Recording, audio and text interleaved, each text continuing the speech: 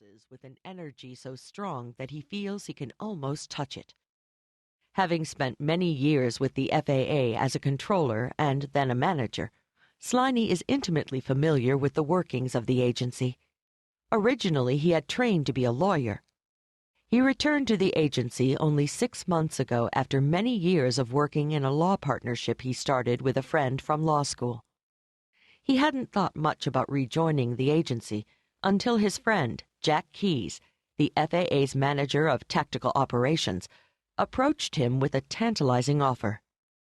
Keyes wanted him to take the position of National Operations Manager.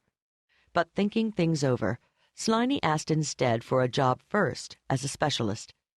He preferred to develop a comfort level with all the operational details of the command center from the ground up. Becoming a traffic management specialist, he was responsible for reroutings for weather, airspace congestion, ground stops, and all other traffic management issues for the entire East Coast. After just 6 months, though, Keyes again approached him about the job of National Operations Manager, in charge of supervising all activities on the operations floor, overseeing the entire air traffic control system, and wielding the power to resolve all disputes arising among the 22 air traffic control zones, or centers, across the United States. This time, Sliney felt ready. Another style of manager might sit back at his desk and start his first morning by asking for briefings from the center supervisors. Sliney instead makes the rounds. "Glass pictures today?" a weather specialist teases Sliney as he makes his way across the operations floor, wearing a conspicuous blue suit that matches his striking blue eyes. Sliney flashes back a bright smile. Having battled in the pits with the specialists, he knows the ribbing is good-natured. He owns at least a dozen suits, but he never wore one as a specialist, and he's not surprised by the attention he's getting. "Masquerade party today?" ribs another of his former peers as he walks by. Sliney pauses to make an exaggeratedly slow study of the guy's own outfit before responding in his most formal courtroom manner. "I chose my attire carefully so as to reflect all of my readiness, willingness, and ability to manage the complexities of the national airspace system. Your disguise, by the way, is perfect." The nearby specialists snicker, and Sliney hasn't taken many steps before another of them calls out, "Hey, are we still allowed to talk to you?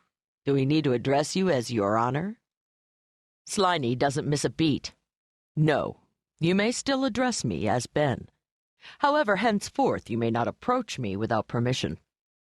Sliney is feeling good, confident that his team is on his side. With picture-perfect weather across the nation, severe clear conditions, in pilot speak, nearly 50,000 flights are scheduled for the day, and over 3,000 of them are already airborne. It's shaping up to be a great first day on the job. Northeast Air Defense Sector, Rome, New York. For the first few days of a big training exercise, it's always fun to bring in something fattening. Apple fritters are Bob Marr's favorite morning treat, and he was happy to stop by the Price Chopper this morning on his way to the Northeast Air Defense Sector, NEADS, to pick up a few dozen. The gesture would be good for morale, he figured, as his troops head into what promises to be 10 grueling training days of 12-hour shifts that will test their preparedness. Now at the command post, Marr stares out from the glass-enclosed battle cab at the rows of workstations where his staff are at the ready at their computer consoles, radar screens, and communications equipment. They're awaiting the kickoff of the first big event of Operation Vigilant Guardian, the annual simulated exercise, or SIMEX, run by North American Aerospace Defense Command, NORAD, which oversees NEADS. Although the military bases scattered around the country might give the impression that our soldiers and aircraft sit armed and ready to defend the nation at a moment's notice, in fact, the vast majority of troops train to deploy only overseas.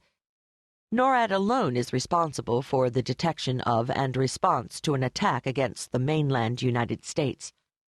To accomplish this critically important mission, NORAD Command is divided among 3 subordinate regional headquarters.